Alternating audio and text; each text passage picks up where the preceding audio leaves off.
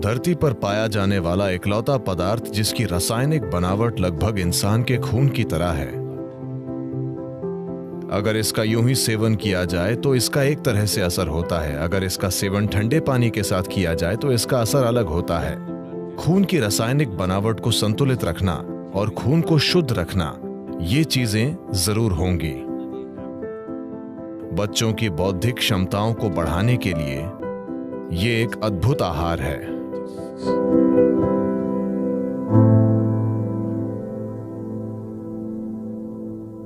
कर्नाटक में कुछ जनजातियां हैं जिन्हें जेनु कुर्बा कहते हैं।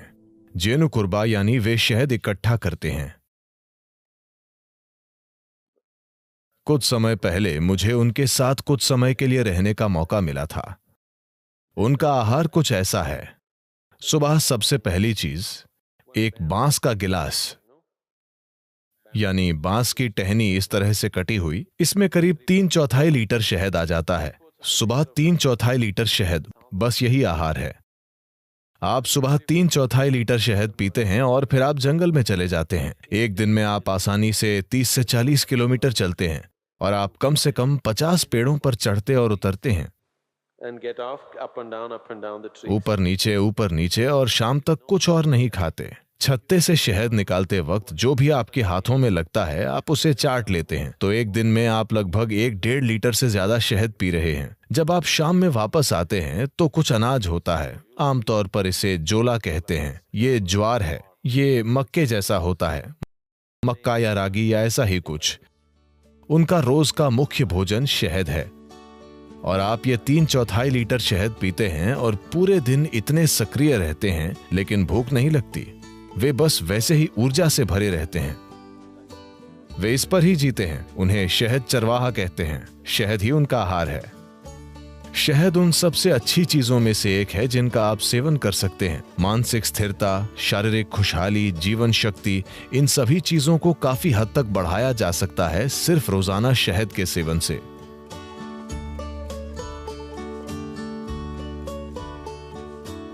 शहद इस धरती पर पाया जाने वाला इकलौता पदार्थ है जिसकी रासायनिक संरचना लगभग इंसान के खून की संरचना की तरह है। अगर आप कुछ चीजें बदल दें तो ये लगभग खून जैसा है। शहद का दैनिक सेवन आपके स्वास्थ्य के लिए बहुत कुछ कर सकता है, खासकर वो लोग जिन्हें अधिक बलगम की समस्या है। यह आपके दिल के लिए बहुत अच्छा है, आपके दिमाग के लिए अच्छा है, यह आपके मन को सतर्क रखता है और ये बहुत ऊर्जा देता है। तो हर दिन शहद का सेवन बहुत कुछ कर सकता है। खासकर अगर आपके बढ़ते बच्चे हैं तो उन्हें रोज शहद का सेवन करना चाहिए। ये उनकी बुद्धि और हर तरह के विकास के लिए बहुत कुछ करेगा। सफेद कद्दू भी। सफेद कद्दू और शहद दोनों चीजें एक साथ मिलकर बच्चों के लिए एक शानदार आहार हैं, उनकी बौद्धिक क्षमता को बढ़ाने के लिए।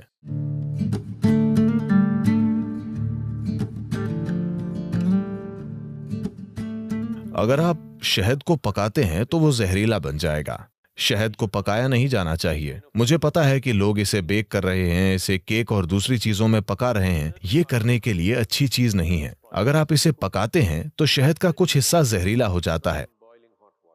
आपको इसे हल्के गर्म पानी में डालना चाहिए, उबलते गर्म पानी में नहीं। अगर आप इसे गर्म पानी में डालते हैं तो ये एक प्रकार का एंजाइम तैयार करता है जो शहद में एक खास तरह का बर्ताव करता है, जिससे इसमें शरीर से वजन हटाने की प्रवृत्ति आ जाती है। अगर आप इसे ठंडे पानी में डालते हैं तो ये एक अलग तरह से बर्ताव करता है और ये शरीर का वजन बढ़ा देता है।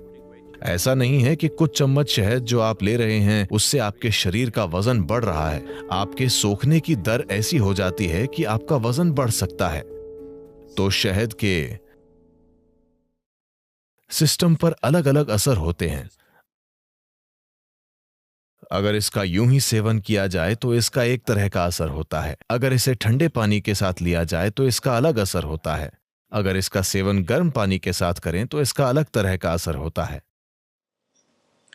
We want to consume it in warm water here because we want the system to open up.